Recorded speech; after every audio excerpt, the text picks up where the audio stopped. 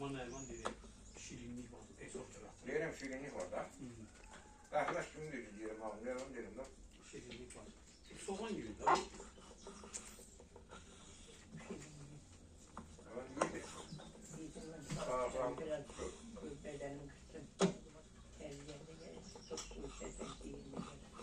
Ben çay içəmirəm, tuvaletin dərdindən.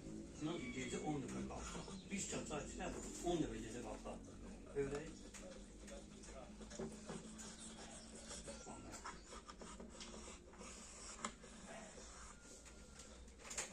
Mən yalandan boşqalı dolduram, hamısından biraz baxdım.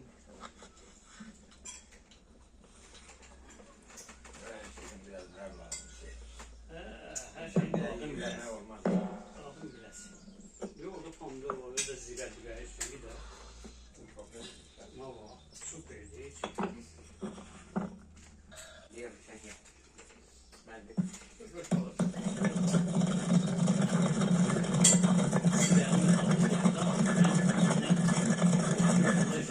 Bunlar yer.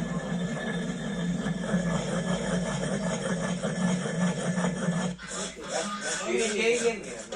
Şirinliği yemiyorum. Şirin öyle böyle bir tane içine götürüyorum. Şirin yemiyorum. Aynen oradan 2 yeşilisinden 2 dənəsini tapdım. Telefonda qursu var. 6 qrupu. Qara sokmalar var. O Udlu'da. Eyalanlar olan. Onun sərbəyi yekən. Tamam. Onu laf bilir. Sərbəyi yekən. Mən sərbəyi yekən. Mən qaldığım məhəllədə burada vardı. Boş qalaq kəndində. Nasılın evində razıyım. Mən qonaqdan geçirəm. Yani yok orada yasak olsa oraya her şey dedim. Hamsın orada heyvatsız var. Onları çıkartacağım. Onun gözə bildim. İşte kapıyı çıkart. Ne oldu? Şeydi. Eyvah içinde böyle. Çıkart mevcut kapıyı. Yok sen yok. Onu çıkartacağım. Eyvah evet. Nerede bilmiyorsun. Balta vurdum.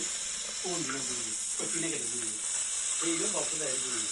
Oradan Koyuyor bir yer eyvah yapar. duruyor. Bir yer gidiyor. Ama bir yer değil. Çıkartırlar. Yerin duruyor da o. Balta da böyle duruyor. Bir kere daha bir şey yapalım.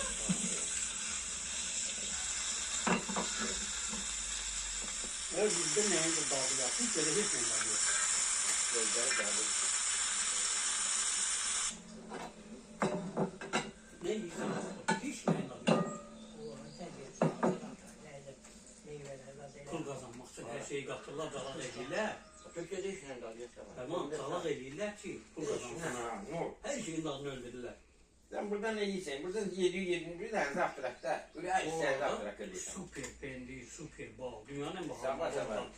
2500 Altı euro. yiyeceksin, üstün yiyeceksin. Ben yemiyorum, ben yola çörek yerim.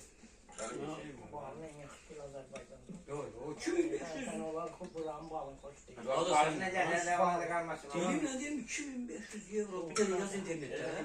Bal yok. Burada olan 12 günümün 11'i burada da kalır. Türkiye'deki bal dünyadan bahalı. Hani ne ola bile değil. İndi yaz bir belge sana gelsin. Sen bana. Yok, Ama burada olan bal hiç her